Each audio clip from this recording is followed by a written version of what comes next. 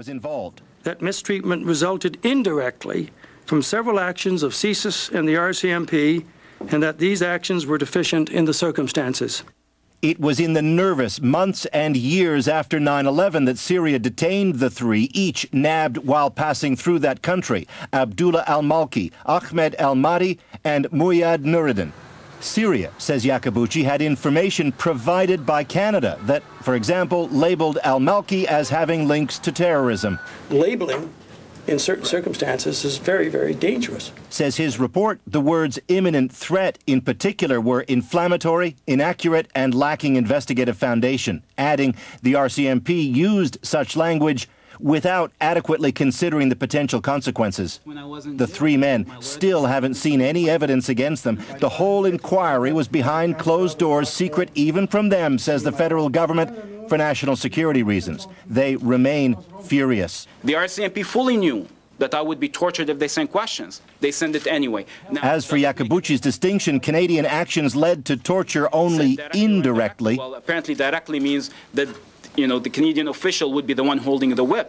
Well, it doesn't make a difference if it was a Syrian official holding the whip and squeezed me into a tire or hanged me or did everything that happened to me when the information he was used to interrogate me on originated in Canada.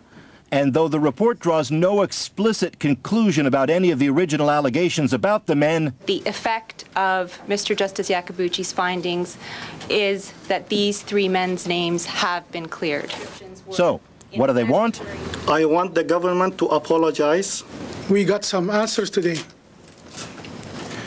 but we still need an apology. I think the government should, step up to the plate and do the right thing. Not yet, says the federal government. I understand there are civil suits in progress right now, so it would be inappropriate for me to comment any further on that. There are no recommendations in the report. Then again, Peter, the federal government did not ask for any. Paul, most Canadians, I think, are aware of the Meher Arar situation, not so familiar with this one. What are the similarities between the cases? Well, you might call this Meher Arar times 3. Indeed, these three men seek not only an apology, but also compensation.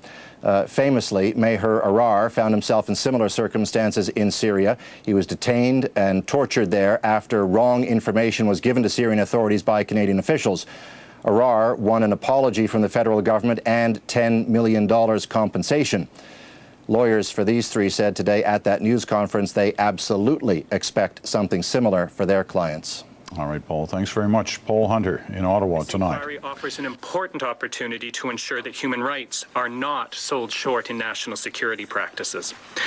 With Commissioner Iacobucci's report and detailed findings, we now have a troubling catalogue of a multitude of ways in which, to use the language of Commissioner Iacobucci's mandate, deficient conduct by RCMP, CSIS, and foreign affairs officials contributed to the very grave human rights violations experienced by these three men. So now what? Let me highlight three key points: redress, accountability, and reform. We need to see redress here. These men deserve apologies and compensation. We must see accountability. While Commissioner Iacobucci felt it was beyond his mandate to deal with the issue of accountability, steps must be taken to ensure that individuals responsible for the very many deficiencies identified in this report are held accountable in appropriate ways. And reform. Coming on the heels of the Arar report, we now, with Commissioner Iacobucci's findings, have a blueprint for sorely needed reform within a number of Canadian departments and agencies. No more delays. We need to see that reform go forward now. And two final points. This inquiry was unprecedented in how restrictive and secretive it was. That was unfair to the three men, and it failed to respect the public interest. The toll on the three men as a result was considerable. Never again should such a restrictive and secretive process be used in dealing with cases of this nature. And finally, let me say that the wrenching descriptions of torture in this report must now serve as a catalyst for strong Canadian leadership on the world stage to combat torture in Syria, in Egypt, and around the world. Canada owes these three men and the many other prisoners they encountered in Syrian and Egyptian jails, nothing less. My name is Warren Almond, and I'm representing the International Civil Liberties Monitoring Group. Well, this report gives us once again examples of the sloppy and inaccurate labeling of innocent Canadian men and the irresponsible sharing of that inaccurate information by the RCMP and CSIS. There's been some confusion about the use of the word indirectly, but if one's deficient actions indirectly result in mistreatment and detention, there is culpability, there's complicity. Indirectly doesn't mean you're absolved. You're culpable. Finally, I want to pick up on what, while Justice Iacobucci didn't make recommendations, he did say in answer to you earlier today that where there are deficiencies, there must be correction. My name is James Kaffia. I'm the legal counsel for three of the interveners, the Canadian Arab Federation, Canadian Council on American Islamic Relations, and the Canadian Muslim Civil Liberties Association. Together, these organizations speak to the interests of over 1 million Arab and Muslim Canadians. We think that this report has indirectly cleared the three men and has gone a long way to lay the groundwork for a necessary apology and ultimately compensation for the suffering that they have gone through. What the report has not done, as far as we could read, and again, our time was deficient, is that Canada is a full partner in an information sharing system that includes a rogues gallery of torturers, countries that condone and rely on the use of torture, and this includes, and I would say especially, the United States of America. And this is something that means that it's inescapable. If you're going to associate with this type, then you're going to be complicit in the outcome. Whether you want to hide between, direct and indirect, the conclusion is inescapable. Effectively, these three men were sacrificed to the United States to show that Canada was doing something. The RCMP and CSIS has, in effect, damaged national security because of their actions and their operations in a culture of impunity. We would indicate that the secretive process that the inquiry has taken although the recommendations appear to be strong, ultimately we can't have a strong opinion and we can't feel that public confidence has been increased by this process.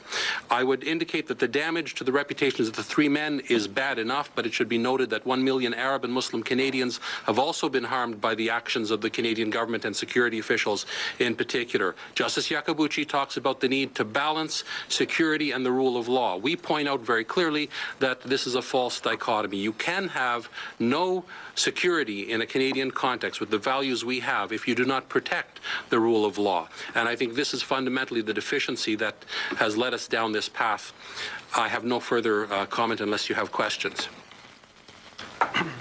My name is Samir Zuberi. I'm with the Canadian Council on American Islamic Relations, also known as CARICAN.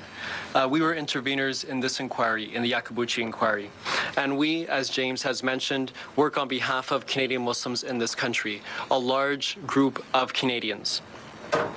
The Canadian Muslim community has been deeply affected by the overseas torture of Abdullah al-Maliki, al-Mati, and Nuruddin. Till today, CSIS and the RCMP continue to question innocent, law-abiding Canadian Muslims across this country. This is going on till today. What assurances do Canadians have that CSIS will not mislabel people in the future? What assurances do Canadians have that if they are tortured overseas, Canada will come to their aid and not contribute to their torture? Justice O'Connor recommended that government officials should receive sensitivity training, should not profile Canadian Arabs and Muslims. These were recommendations made by Justice O'Connor in the Arar inquiry.